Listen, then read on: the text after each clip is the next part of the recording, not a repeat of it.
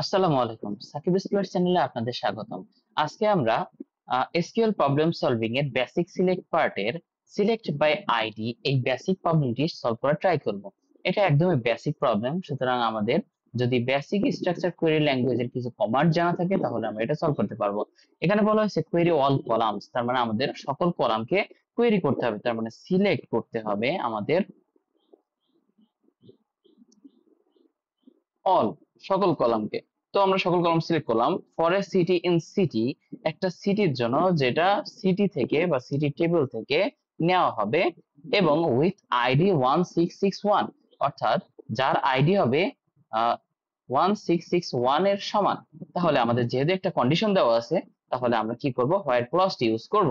While ক্লজে আমরা কার উপর use করব শর্তটা, কন্ডিশন হচ্ছে আইডির উপরে, যেখানে আইডি এর ভ্যালু কার সমান 1661। এটা স্ট্রিং না, কারণ কি এটা একটা নাম্বার আমাদের এখানে দেওয়া আছে, এটা একটা নাম্বার টাইপ, তাই আমরা 1661 ডিরেক্ট বসিয়ে দিলাম। এবার যদি আমরা কোডটা রান করি, হ্যাঁ, কোডটি অ্যাকসেপ্টেড হয়েছে। তাহলে দেখুন এখানে সিলেক্ট অল করার মাধ্যমে আমরা সকল ফিল্ডই এখানে কোয়েরির মাধ্যমে নিয়ে আসলাম, বা সকল কলামই এখানে কোয়েরির মাধ্যমে নিয়ে আসলাম।